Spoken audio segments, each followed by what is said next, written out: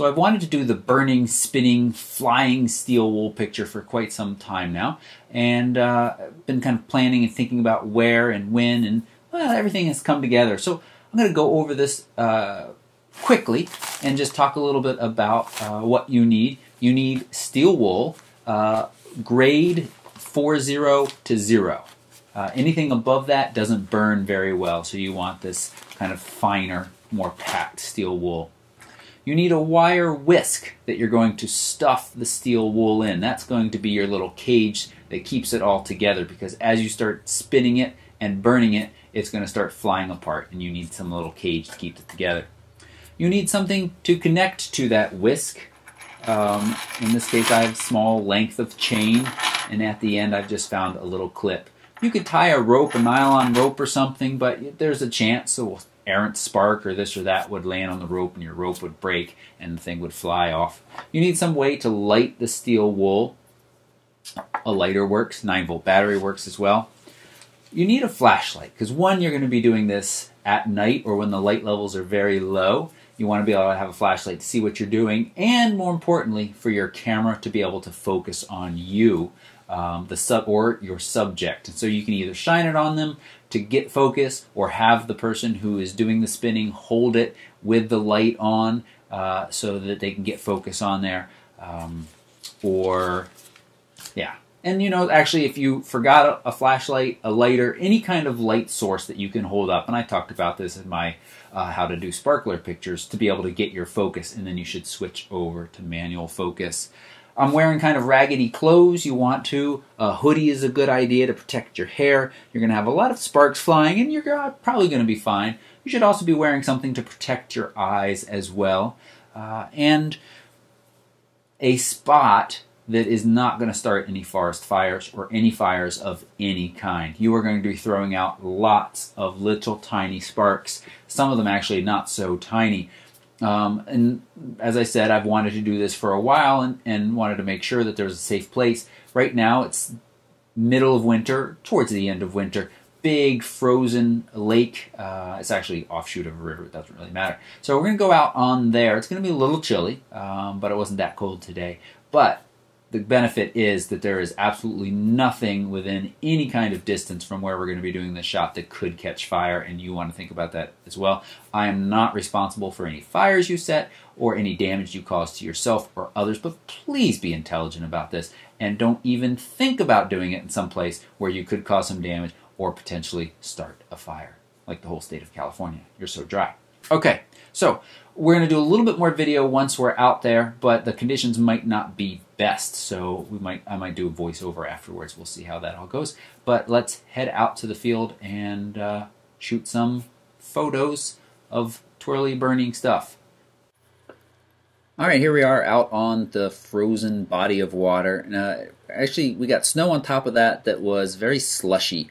And so we're filming with the GoPro here to keep everything light and mobile as possible, but the end result was quite noisy video in this low light. Here I am on the left of the frame with the headlamp on so we can get focus where I am. I've got the steel wool inside the little wire whisk, and I'm about to light it. Now we're going to show you results in just a second. We're not going to have to watch this noisy video this whole time.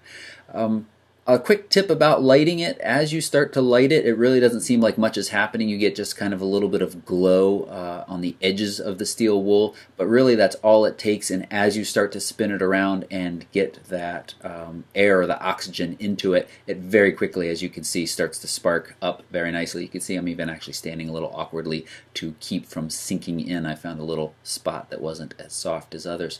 We're going to talk about the metadata as we look at the resulting images here, but one of the things that we experimented with was not swinging it around the whole time like I did in this case, because you really end up with just a very brilliant blown out inner circle.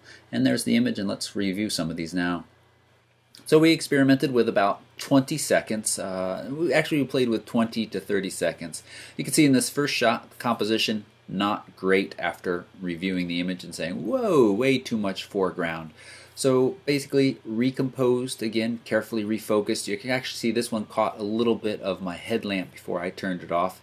But composition is nice here. I'd like to be a little bit wider, but we were constrained with the slushiness and where you could stand without sinking in. So here we go at 20 seconds, F10 now, ISO 200. And these are, I think, good starting points. But we noticed that we could capture some of the stars in the sky too, which would add just a little bit more interest. So we went to a lower f-stop, longer exposure, and worked through that way a little bit. And you can see that that really kind of blew out the center ring. And so then what we experimented with, and I'll show one more video from the GoPro at the end of this, is not spinning it the entire time so that we could also capture the stars without the spinning circle of brilliance. But 30 seconds here at 5. And then this is the very last one we did just totally for fun, and this is kind of the idea. It was spinning above my head, around and around, so those sparks were really flying. I love that spark right below the 100 that hit and has exploded. I think that's really cool. So as I said, I mean, you're really limited by your imagination here. In most of these, I just stood and spun it around straight in front of me, but you could spin it above your head. You could change how you spun it. You could slowly turn around so it orbits you and makes more of an orb.